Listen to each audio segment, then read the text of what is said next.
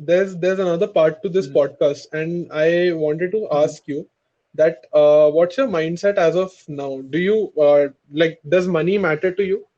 Even till date, so whenever you are working, right, you basically are looking for the next passive travel or the active travel, right, which you just mentioned. Hmm. So my question to you is that what's your mindset like now after traveling to so many places? Do you still care about money, or do you just need the money to, have different experiences in Okay, life? so a wise person had said, that wise person is the CTO of Make My Trip. It's Mr. Sanjay Mohan. If he ever listens to this, I gave him due credit.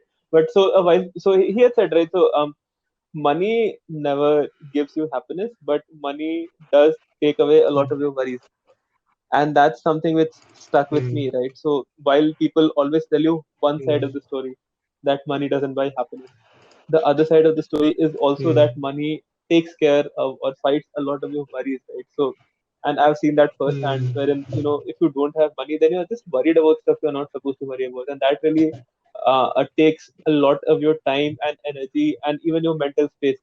So that is something which you don't want, right? Hmm.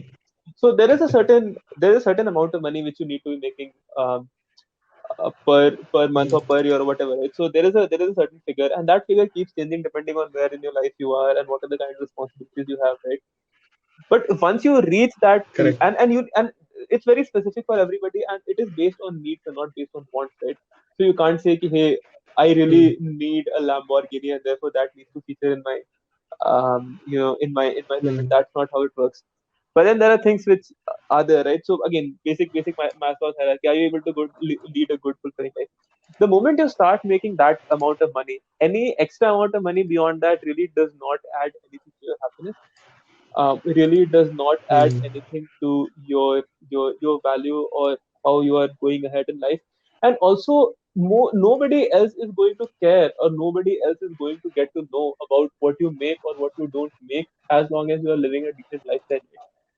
So any Hmm. effort of trying to make more money beyond that number is just you know time wasted, in my opinion. So Hmm. that's where I'm coming. So Got it. that's where Got it. I'm coming from. That there is a certain threshold which I need to meet, Hmm. and obviously I'll do everything which Hmm. I can do to meet that threshold. Beyond that threshold, what I try to Hmm. optimize on is experiences. Um and and that's like a good optimizing function for me. Experiences with people, with things, Hmm. with places, learning new things, doing new things. There is this, I mean, so this just gets me so excited, right? There is so much to do in this life, and there is so little time. There, so many things you can do, right? And with this whole idea, or with this whole giant vast universe or giant wide world out there waiting for you, you really can't spend your time just grinding away to earn a few extra bucks. So that's something which never happens, or which is Hmm. never going to happen. So that's one thing which I optimize on. And then the other thing which we'll probably discuss at a later stage is the idea that you have a larger purpose, or you have a larger goal, or a larger vision, right? And why is that important Hmm. is because ultimately you are doing everything for happiness. And while this traveling Hmm. lifestyle is probably the best bet when it comes to instantaneous happiness, which is basically CS la vie, living in Hmm. the moment, being happy where you are, what you're doing, right? Hmm. And that's great. And that's Hmm. something which most people don't are not able to get. And if you're able to get that, you should be super grateful. I'm super grateful. But then there is something else beyond Hmm. that, which is just finding a larger purpose to your life, or finding a larger meaning to your life, or something where you will be happily devoting 18 to 20 hours a day every single day of the week and every single week of the year, and you'll still feel very happy.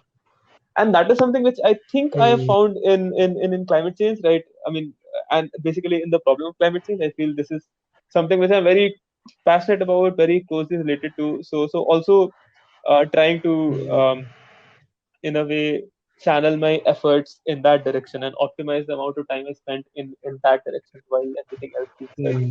So yeah, that's where I am at right now in terms of work. The summary of the entire thing is to optimize for happiness, Yes. because you mean to say that after a point in time you will basically earning money, but that money won't do any justice to Yeah, your man. happiness. You basically have to have that number ki Yeah, kitna man. chahiye. You need to plan out like that, that you have experiences in your life, but you do not grind unnecessarily for Well, if extra you money. want a good three executive summary, so basically Hmm. try to optimize on happiness. It's a three-step process. Step one is remove all your Hmm. worries. Step two is be happy in the moment. Hmm. Step three is look for a higher purpose. Hmm. Khatam. So that's like a summary. Hmm. Yeah. Yeah. Yeah. I think humans complicate this entire A process lot. because when it comes to worries, so the thing in the practice which I, Hmm. preach is that the more you seek Hmm. pleasures, the more worries, come to you. So let's say you Hmm. buy a bike, right? That bike is probably gonna cause more pain to you than it's gonna do good to you. It's basically good to, be, uh, it's basically good to not have things you don't Hmm. require because the more things you add up, the more worries you will Yeah, man. So limited is the space in your head and in your life. So a good way, a Hmm. good filter of doing that, and that doesn't mean you shouldn't buy that bike, or that you shouldn't buy that camera, or you shouldn't buy that thing you are really passionate Hmm. about, right? But the a good way to filter around that is probably to say, if you are doing something, you should be doing it with 100% passion and effort and energy. Otherwise, there's no point doing it. So, I Hmm. mean, there is no space for Hmm. half-hearted measures in one life, is what I'd say. So if you really want to buy a bike, that should be because you are super passionate about biking and you'll make the most of this bike, and you will drive it for like 50,000 kilometers in 5 years, Hmm. and do everything you can do, and Hmm. then that will make you like really really happy.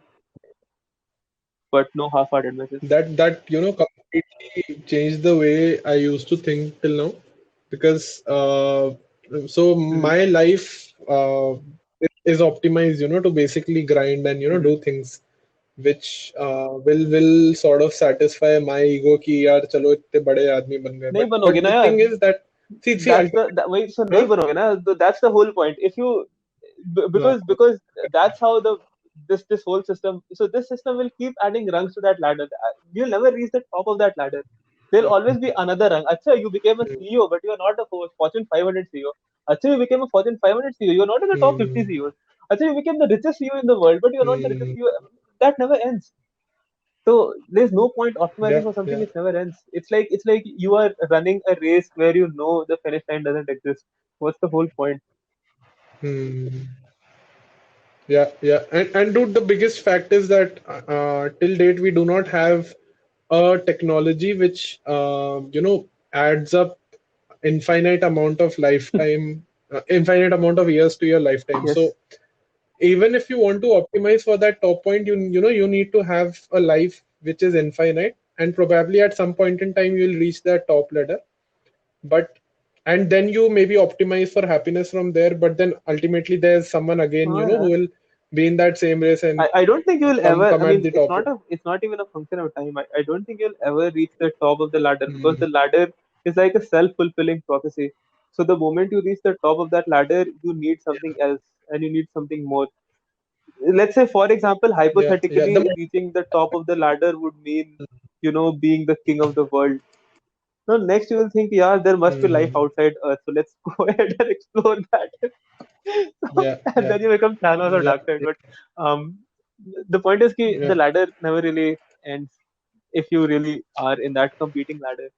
So there's no point. Yeah. Yeah, and the thing is that it's not a 2D ladder, it's a 3D, 4D, 5D ladder because then you optimize for growth, you optimize for money, you optimize for, beating people, you optimize for respect, Yeah, you you add optimize so for many power. complications to that, and the funny thing is that there are people who define that ladder who don't really know who you are, or who don't really know what you need or what you want, but they just made this Hmm. ladder, and you are just blindly following this ladder to nowhere. Hmm. Um, Correct. so I mean, it's not Uh, about being better than others. That's the whole point. It's about being a hmm. better version of yourself. And again, that is something which you'll read in a lot of quotes, but to really understand what that means is life changing. Hmm. Dude, I think the spirituality comes in play because, a lot of times whenever we have a conversation like this, the mindset changes, but then it slowly, when you go in the real world, you basically drift towards again the same kind of things and you want to optimize for power, Change the money, real world. etc. I think spirituality.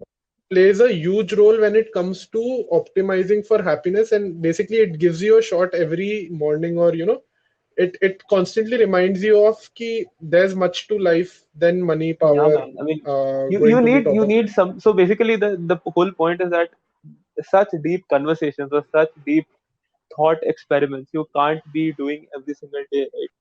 So you need to have these Hmm. ground rules. Now, whether these ground rules come from Hmm. your experiences, whether these ground rules come from spirituality, whether these ground rules come Yeah.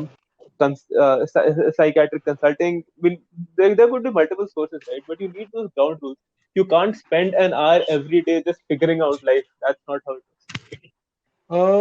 The thing is that when you talk about sticking to a concept which you have predefined, is.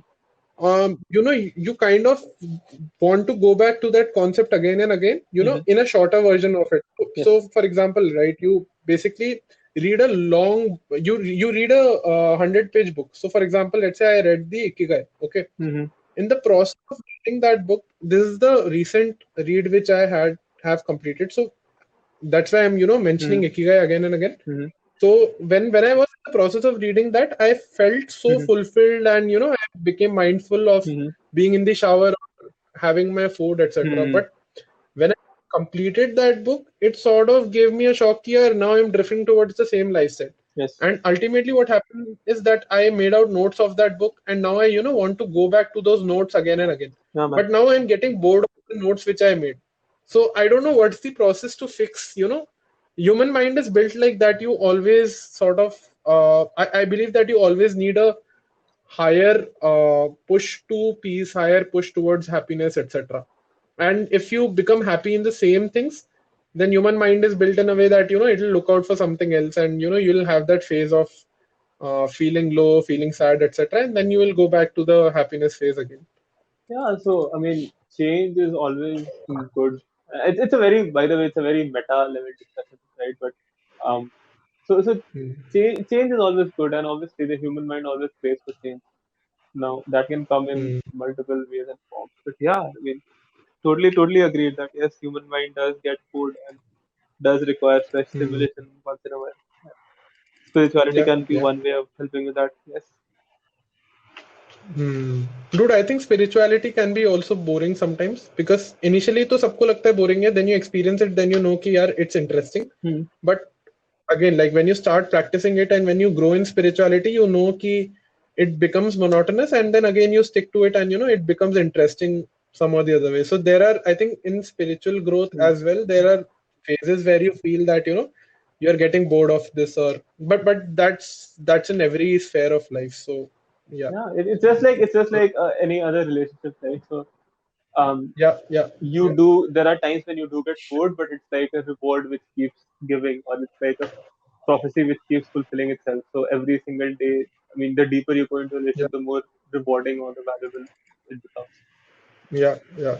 Well, dude, like that's a complete boil down of neuroscience of how human brain works, and a lot of podcasts on neuroscience of love also exist. Mm-hmm. And when you go deeper into that, you also understand that how important this element is in Mm. terms of and they say that love actually grows, and it can Mm. be it can be in relationships with you share with your family, your Mm. girlfriend, etc. And Mm. the kind of love which grows is the kind of love which makes you stronger as a person. Okay, So there's but this there's this lady called Esther Perel. You might want to check out a TED talk on this. okay. She, Esther Perel. Yeah, yeah, I just saw this on what you sent. Hmm, yes. got it. Apart from that, right? So, do you have a relationship now? Not yet. I mean, not right now. Yes. So lockdown has been pretty bad for a lot of things, including Hmm. relationships. Yes.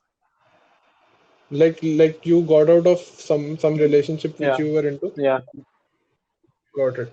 Dude, but how do you maintain a relationship when you're traveling all the time? How do you I know for a fact that distance is a huge factor Yeah. when it comes to maintaining relationships. But then True. how do you do that? Because you have done this and you have traveled a lot, What etc. are you? I mean, so depends on the nature of the relationship, right? So, firstly, what are you looking for in a relationship, right?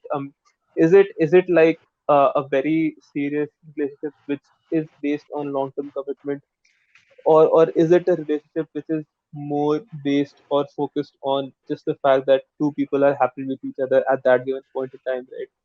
So that depends. Now I think you are coming from a premise that, hey, I have a relationship, can I, start traveling full time? And if that's the Yep. if that's the premise, then yeah, long distance is a bitch. So and no, I mean, no matter whatever else whoever says stuff about this, and of course there are people who make it work, right? So you can, it's not like you can't make it work, but then it's like an added layer of difficulty or added layer of complexity to your life, right? So I mean, Mm, if you are in a situation where you have to start traveling and your partner can't travel, or of course both so mm, traveling together is again I did that for a while, and traveling together is amazing, right? So it's like a super valuable experience, and it also takes your relationship to the next level, and you are just able to figure out whether mm. you want to be with that person for the rest of your life or not, or whether you want to take the relationship to the next level with that person or not, right? So Yeah, I mean, yeah. just like everything else, travel really puts your relationship on a much more fast track way in that sense. So you go much deeper Mm, into relationship in general. So if you can travel together, nothing like it. If you can't travel together, just I mean, and if you really want long distance to work, then you will have to work for it, man. You will mm, have to work, and it's not just about not spending enough time with the person, but the fact that the traveler will mm, be exposed to so many new things and new people and new ideas that either mm, that person who is traveling might feel that he probably has grown out of the relationship, or the person who is not mm, traveling might feel very insecure of the other person. And these things happen all the time mm, with people who try to make a long distance relationship work while they're traveling. So mm, it's like super difficult, not that it's mm. impossible, but these are problems which you have to preempt and work, before even Yeah, starting your yeah. journey. Things about insecurity, things Mm, about the fact that you might grow out of this. Are you okay if you grow out of the relationship? Or do you want to put safeguards and mm, really don't end this relationship because of so many new things you're mm. exposed to? And these are questions which you need to answer, right? And yeah, so you should have those answers before you begin your travel. Yeah, yeah. The major part of it is that, like, Discipline on the mm, part of the person who is traveling, and trust on the part of the person who is not traveling is super critical. And so basically a lack of one yeah. leads to a lack of the other, right? So if the other person is not trusting you despite Mm, you being super disciplined, then you probably lose all your incentives to be mm. disciplined, right? And if, let's say, Yeah, you are not being disciplined despite the fact that the other person trusts you, then the other person loses all the incentive to trust you. So it's like a very slippery slope. And yeah, yeah. It's a very hard thing to, maintain for a very, yes. I don't know. It might be easy for a lot of No, people, I don't think but I I know can't really anybody for comment whom on. it has been easy. I Yeah. definitely know people who have made it work, and where one Mm, person has been traveling full time and the other person has not traveled. Um, mm, and but then it's definitely not easy. So you really need to yeah, be yeah, in that yeah. next level of your relationship if you really want to try to do that. If you, I mean, and the next level means you should be comfortable with each other. You should have spent time with each other. You should have probably lived in a relationship, lived in with each other for some time. And if you Mm. have that level of connection and that level of trust, only then can you probably take the next step. Otherwise, it will definitely fall apart. In 100%. fact, you need to go back to the person once in a while, to just reduce that kind of distance you Yeah, yeah. have. So there's one more Hmm. question, which I had to ask. Uh, every city you travel to, there's a lot of culture shock, you basically go It's through, it's more like a culture and reward. you But yeah, you might put it that way, but then to people who go on a vacation and come back home, it might be culture shock. So it just, is a thing where I make it relatable for my yeah, audience. But yeah, man, you can call it a culture reward, yes. whatever. Dude, like, yeah, okay. So, like when you go into a new place, right, you get that Hmm. culture reward. But I want to understand, why do you call it a culture reward and not a culture shock? So goes back to the whole idea of traveling, right? I mean, you are there, you are doing this just to open up your horizons and Mm, explore more. And what better way to mm, explore more than to explore a whole new different culture, and how that helps, right? So it's not mm, just about the kind of food they eat or the kind of clothes they wear or the kind of language they speak, right? But mm, much more deeper than that, is the kind of is the way they live their life. Like, so what are the things which are important for these people? And you will be surprised to see how those mm, perspectives change across geographies and across mm. levels of the society, right? And across cultures. What are Yeah. the core beliefs which this culture holds so dearly? So these are some deep things, and also some Mm, really tiny bits which you pick from each culture, and there are some really nice, amusing things. So, for example, so in Vietnam, right, whenever you are, and in the Vietnamese culture, rather, so whenever you are drinking together, so Vietnamese love to party, Vietnamese love karaoke, Vietnamese love their drinks, Vietnamese. mm, So in Vietnam, it will be super common for you to just, walking in Saigon, and you will see this bunch of people just having these chairs on the road and huge speakers, and they're just, having a nice mm, time drinking beer, etc. So that's a nice culture, but mm, mm. and very social, right? But whenever you're drinking in a group, so there's this standard way of Mm. doing cheers, wherein the oldest person will hold his Uh, glass the highest, and if you are younger to the person, your glass will be slightly lower than the older person, and if you're older, then your glass is higher than the other person, right? And oh, and this is nice. this is like so subtle, right? But this is so cool, and they follow this, right? So it's such Mm, a nice bit of culture, and yeah. So there are these tiny things which are just unique and just nice to know. But mostly just to mm, understand how people go about their lives. There's so much to learn over there. mm, And so there are so many things mm. which you think are important, and then you look at these people and you're like, this is probably not so important. And there are so many things which you Yeah, don't yeah, even yeah, bother thinking about, and then you look at this other set of people and like, this is worth a yeah. thought. I should probably also think about this. So yeah. Yeah, yeah. There's a deeper meaning to everything which people do in other cultures, etc. And you need to sort of and the follow-up question to that would be that a lot of things can be picked up through these Hmm. different cultures, right?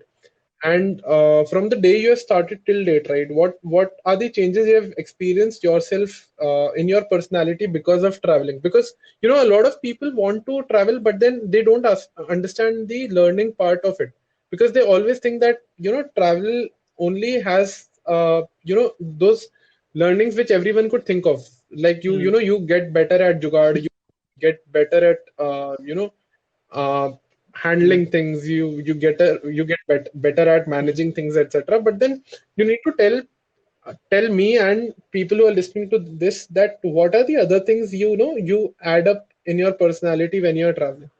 So the there are so many. So I think I am a very different person. I mean, I have become a very different person in the past 2 or 3 years, and right. So Hmm. people who have known me from, I mean, people who have known me from before that time probably feel that I am no longer the same person, and so changes Hmm. changes Hmm. your whole change. So on a meta level, what it does is that it changes your foundation. It basically shakes up your Hmm. foundation. So there are these earthquake moments. I call them earthquake moments, which are basically moments which Okay. really totally shake up your entire foundation and concept of life, right? What traveling does is Hmm. gives you those earthquake moments so frequently. Culture is one way of doing it. So, for example, I'll give you a bunch of Hmm. examples, right? So, while I was in Ladakh, and such a beautiful place, man. Hmm. So there's this place called Sarchu, which is like a village which is on the way from Leh to Manali. Yes, SARCHU. Sarchu. And there's another story where I got caught Okay. in snow and almost died in Sarchu. But the point I'm making is different. So, so, Fuck. so there are these Okay. there are these people who live in Sarchu. Now, what they do is they come to Sarchu in the summer, and they live in villages Huh? near Pang, which is another place near Sarchu, right? So their homes are in Pang. They come to Yeah. Sarchu in the summer because of the tourists, and they have these tiny hut where they make Maggie and parathas for the tourists, and they earn some money. Yeah, I can almost see the Huh? huts. I just googled them. I can see gold drop something. Yeah, that looks I can send you beautiful. pictures if you want. But anyway, so yeah, Yeah. so these Uh, people come there once, so in the summers, and they just help out the tourists, and then they go back, and these are super helpful people. People get stuck in snow all the time. People have accidents all the time. People fall ill all the time. and these people always care mm, for the travelers and so on, right? So this is such a huge service, right? And what these people focus on is not earning money, but these people just focus on, staying with their family and being happy, and they are much more happy than uh, people have seen. The kids over there are so much more happy than kids I have seen mm, in quote unquote developed parts of the world, right?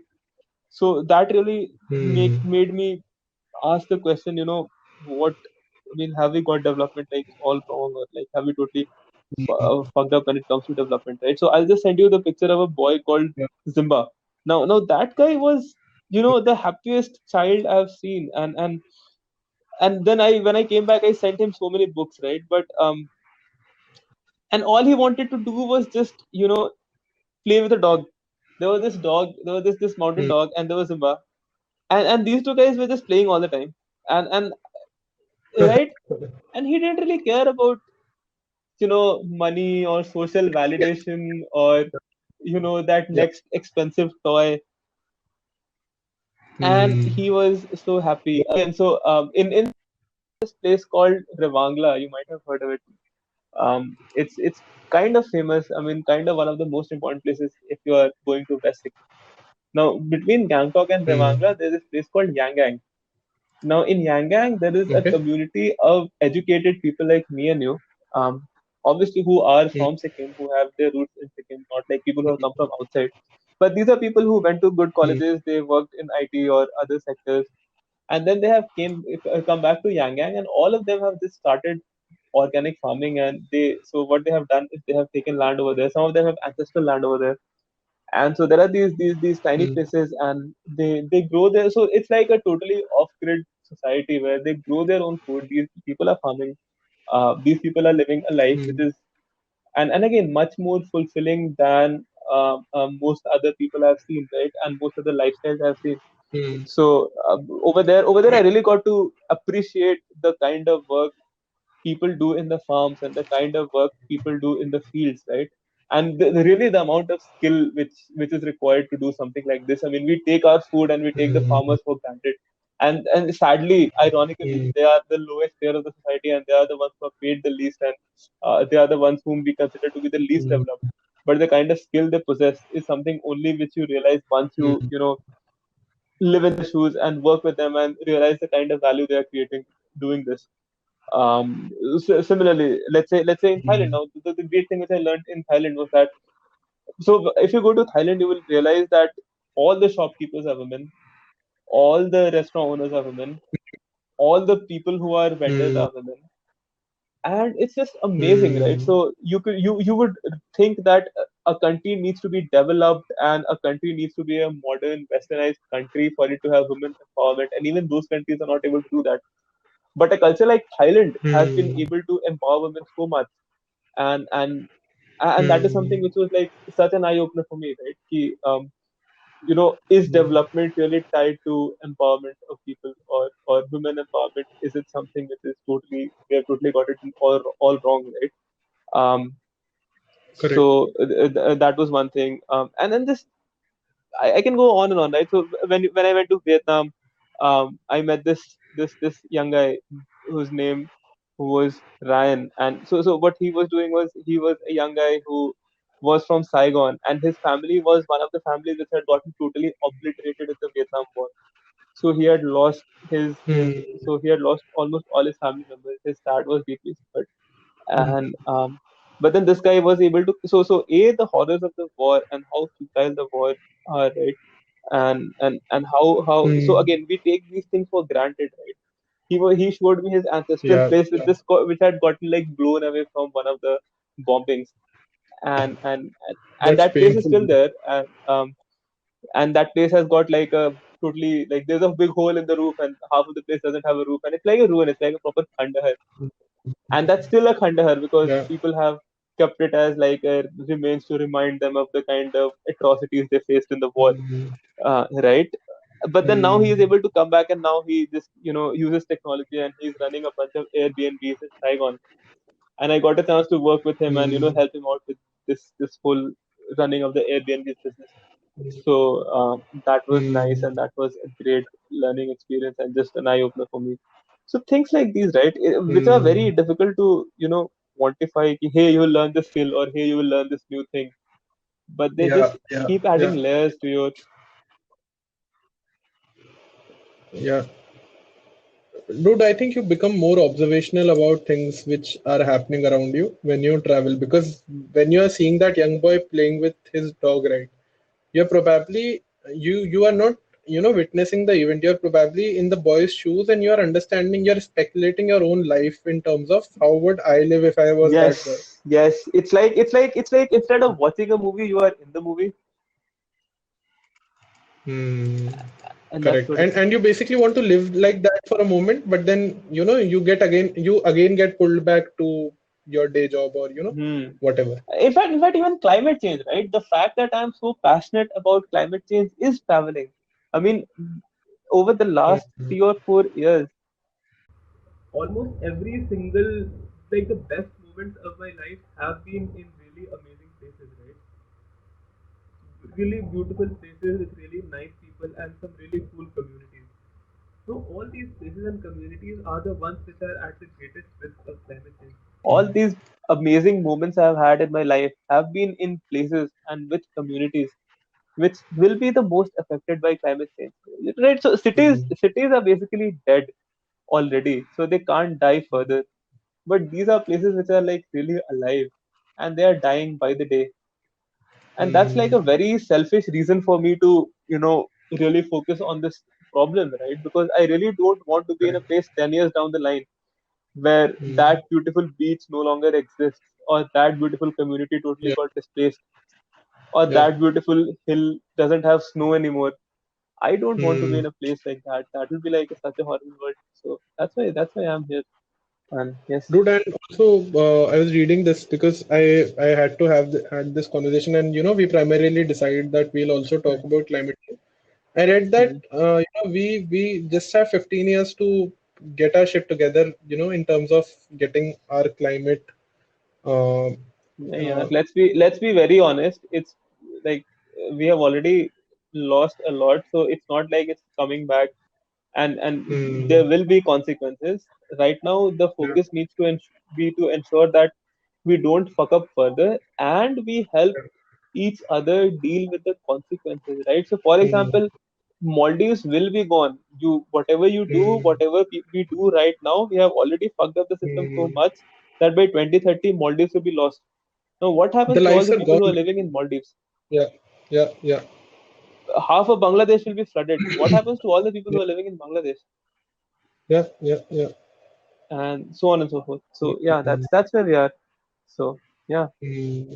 The forest fires species will is going to happen, die out. floods will happen, Yeah. locusts will come, monsoons will get erratic, um, glaciers will be Hmm. melting. All of these changes. I mean, we have crossed the tipping points on so many of those. But that's A lot probably of a gloomy topic yeah, for another discussion. Let's go back yeah. to yeah. Yeah, yeah, yeah. I just want to make a point here that a lot of Mhm. politics is still, in play when it comes to climate change also, and it just Yeah, sucks. man. So So, much. I mean, it's there is so much lobbying and yeah, politics around climate change. yeah. Dude, but you guys are doing a great job at Terrado, and I really look forward to join one of your classes because I'm super excited to do this class for myself because as a woke citizen, I just want to contribute in some way, and you guys have basically boiled that down into video lectures and live classes, and you've put out, like, you basically bring on experts on climate change. So it just is fascinating that what startups are doing in this space. So yeah, Yeah, man. I cheers to mean, you I guys. again, Terra is something I can go on and on and on about because I've spent the best Yeah, part of the last 6 months just trying to contribute towards this problem. So there is so yeah. much I can stuff I've imagine. I learned, can. and Yeah, yeah, yeah. What's like to work with people who don't get driven by money. That their main drive is due to a common purpose, and that's magical. Where you guys are leading your own lives, but then you are united by a purpose, and that's yeah, and beautiful. it's very collaborative, and therefore, so then you are really able to focus your 100% of your energy and mental space on solving the problem. instead of, let's say, Hmm. navigating corporate politics or Yeah, yeah. understanding or pleasing others or being politically correct. And in normal Hmm. corporate scenarios, a lot of your energy just goes in navigating all this bullshit. So in a place Yeah, which yeah, doesn't have this bullshit, it's just amazing. yeah, yeah, yeah. Dude, this is the last question of this podcast, and Mhm. so currently, right? Do you want to? Do you have you set a target on how much for how many years further you want to carry on with being a digital nomad? Is there a cap to that, or you want to go on and on pursuing this kind of lifestyle? यार अभी तो I'm just getting started यार अभी तो मैं नन्ना मुन्ना रही हूँ and I Yeah, just getting started. But the idea is that the definitions will keep changing. It's not a hard and fast, but yeah. the definitions will keep evolving. I'm pretty Hmm. sure the way I travel will also keep evolving. But to say Yeah, ki will I yeah. ever stop traveling? No. Will I ever give back? I mean, will I ever give back location independence or stuff like this? Most likely no, unless something Hmm. something comes up. Will I ever go back to the rat race? Definitely no. So there are these things which Hmm. I'm very clear about, and everything else is open to life as it comes. And life, in 2020 is super unpredictable. So yeah, can't predict. Yeah, yeah, yeah. Dude, like, thanks for giving a complete new perspective to everyone who is listening to this podcast, and it's people like you who I learn a lot from, and Thanks, man. not these corporate BS lectures, etc.